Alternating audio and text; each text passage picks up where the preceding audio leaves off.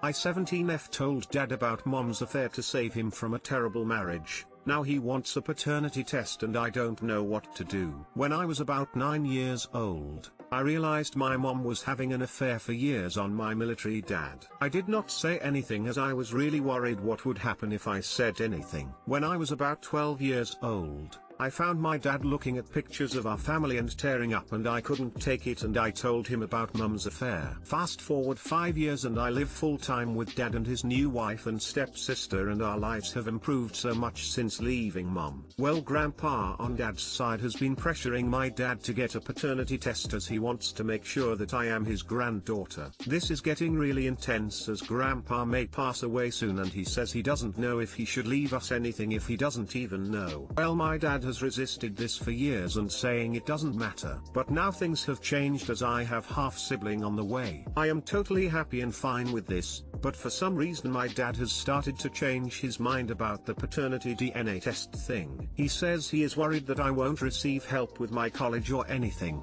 but I'm worried he is wondering if he should care about me or just my new sibling. I'm not sure how much money my grandpa has, but he does have a big house and a lot of property, so I guess it's important. I would rather just continue with our relationship how it is.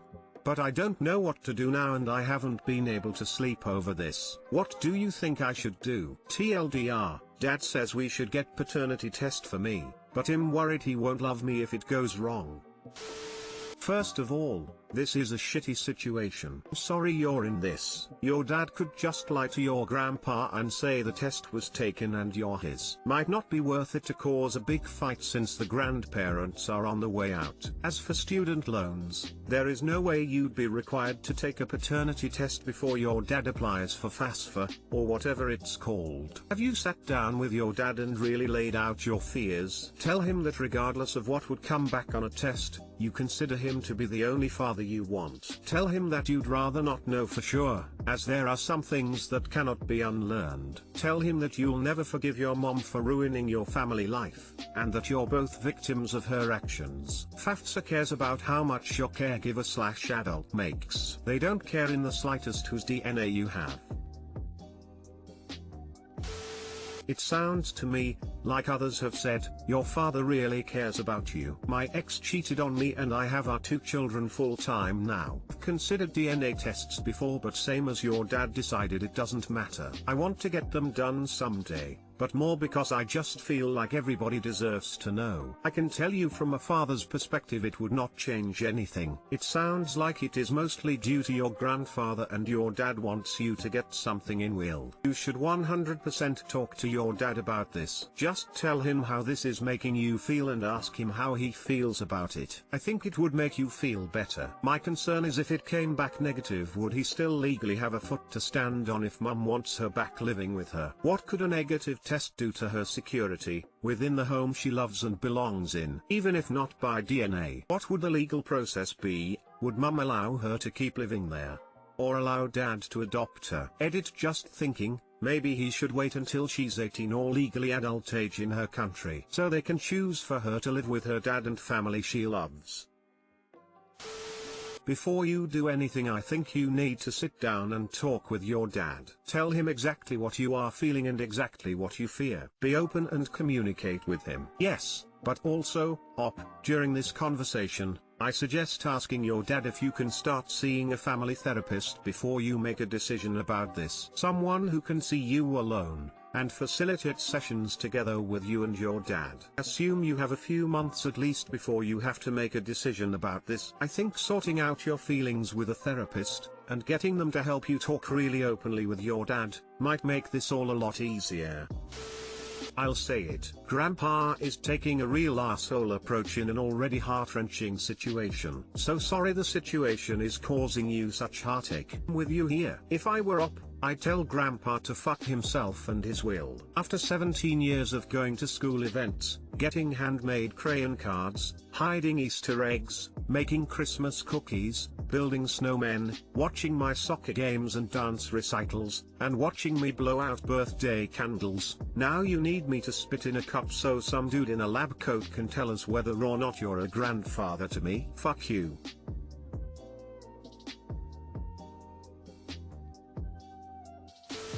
Oh babe, this must be really hard for you and I'm sorry you're going through this. There is nothing you can do. This is your father's decision. It sounds to me as though your father didn't care about the test and loves you unconditionally. It sounds like your grandfather on the other hand may have some other, dated, notions. Sit down with your father and tell him exactly what is on your mind, read him your TL/drive. Express your love for him, stepmom, step and half siblings. Just tell him you're scared and ask what he thinks. Good luck, op. It's going to be okay, yellow heart. This is nice advice. It's best to communicate how it makes you feel. I'd love to know how it goes too, but I don't think you need to worry about your dad only loving your new sibling. He's already loved you for 17 years. I'll bet you're pretty important to him. Exclamation mark. My 26F future BIL 24M left a drunk message saying he's in love with me. I have been with my partner Kate 27F for 5 years. Kate has a younger brother, Stephen 24M. Throw away because a bunch of friends use Reddit. With COVID passing, Kate and I decided to make it official and got a place for a wedding in December. We announced it last night, and almost everyone's response was, "What took you so long?" Everyone except Stephen. I got home from work this evening to find a message on my phone from Stephen, who was obviously drunk and intermittently sobbing. To paraphrase, he's been in love with me from the moment we met. He's never dated anyone else because he thought I'd come around. He prayed every night that I'd see how much happier he could make me than Kate, and that it's not fair that I'm a lesbian. He ended with begging me not to tell Kate or their parents. He's re-signed to Kate and I getting married, and he felt he needed to say this to be honest with himself. I'm not totally surprised. Stephen tried to hit on me at the same Christmas party where I met Kate, and he's expressed unhappiness at my relationship with her before. Usually along the lines of he thinks Kate is going to cheat on me and I need a partner who's reliable. Kate's a professional artist, Stephen's an engineer, things like that. I've told him before I'm not interested in men, and otherwise try to politely ignore him when he gets like that. My gut instinct is to delete the message and pretend it never happened, but at this point I don't know if that would make the situation worse or if I need to tell Kate and or their parents. Too long didn't read. Day after my wedding announcement, future Bill left a drunk message confessing he's in love with me. Don't know what to do. Tell Kate. Two of you can discuss if you want to do anything else about it or not, but you shouldn't keep this a secret from her. My gut instinct is to delete the message and pretend it never happened. No, tell Kate, and let her listen to it. Say that your instinct is to delete/ignore and ask her thoughts. You want her to be on your team in this. You need to tell Kate. If this was a one-time confession, your gut feeling wouldn't be bad. But it's not. He's spent 5 years waiting for you to not only change your sexuality, but to also throw yourself at him. That's kinda creepy. He's even made comments along those lines in the past. He's ignoring reality in favor of his fantasy, and it's not likely to just stop. Tell Kate. He needs to know what's going on. Have her listen to the message as well. You can say that your first instinct was to delete and ignore, but you two need to work together to figure out how to handle this, especially since he is a part of your lives. Kate is your partner and you are a team. Tell her. It's extremely selfish of him to burden you with his bullshit just so he can get it off his chest. I would tell Kate, in part because she has a right to know, and in part to discourage him from doing something like that again. If he's going to create these awkward situations, he deserves to share in the awkwardness.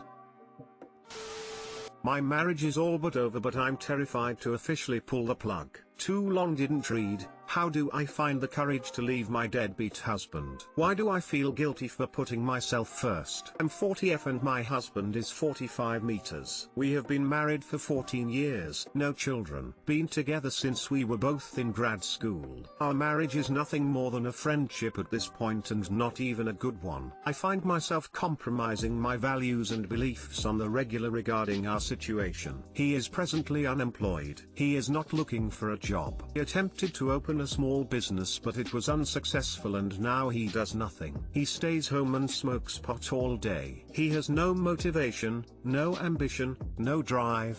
Looking back, These traits were always present on him but in lesser degrees. I am not okay with any of this and he knows explicitly how I feel, but yet here I am, sick to my stomach, seeking the input from people of Reddit. I know I cannot stay in this marriage and be true to myself, but I am deeply struggling knowing that I am going to hurt him when I tell him to leave, that I want a divorce. Despite how unhappy, unfulfilled and lonely I am, this is my present roadblock. I'm a feisty woman who confidently speaks her mind, but this situation has me stuck. Hoping someone here can offer some help, advice or feedback. Thanks.